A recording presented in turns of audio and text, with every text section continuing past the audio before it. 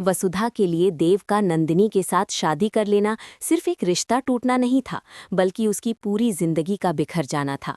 एक ऐसा दर्द जो उसकी रूह के अंदर तक उतर गया था। उसने देव पर अपनी सारी उम्मीदें, सपने और अपनी पूरी दुनिया कुर्बान कर दी थी, लेकिन देव ने बिना किसी हिचकिचाहट के उस प्यार को ठुकरा दिया। वसुधा को एक पल के लिए भी ये विश्वास नहीं होता कि जिसे उसने अपना सब कुछ माना, वही उसे इतनी बेरहमी से छोड़ सकता है। उसे लगता है कि शायद देव अपनी गलती मानने की कोशिश करेगा, शायद आंखों में शर्म होगी, लेकिन देव तो बिल्कुल ही बदल चुका होता है।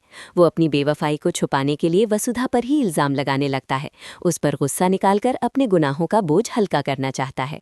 जब वसुधा भरी आंखों के साथ कांपते हुए हाथों से अपना हाथ अपने पेट पर रखती है और देव को बताती है कि उसके अंदर उसका ही बच्चा पल रहा है, तो देव इस सच को सुनकर और भी ज्यादा भड़क उठता है।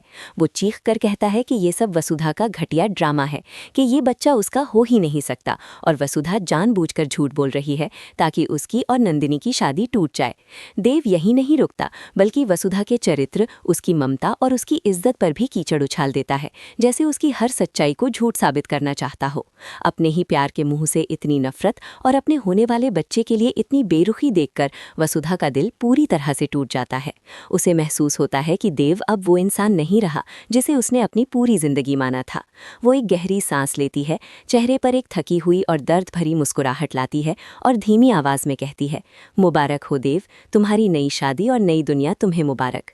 वो कहती है कि वो अपने और इस मासूम बच्चे के साथ देव की जिंदगी से हमेशा के लिए हट रही है। अगर उसका प्यार और उसकी ममता देव के लिए कलंक बन चुकी है, तो वो इस कलंक को खुद ही मिटा देगी। ये कहते हुए वसुधा जहर की शीशी उठा लेती है। देव घबराकर उसे रोकने के लिए चिल्लाता है, लेकिन वसुधा बिना रुके एक ही सांस में जहर पी लेती है।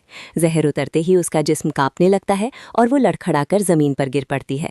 अपने अनबॉर्न बच्चे, अपनी सच्चाई और अपनी मोहब्बत के साथ हमेशा के लिए खामोश हो जाती है, जबकि देव अपनी दुल्हन नंदिनी के साथ बस पत्थर की तरह खड़ा रह जाता है।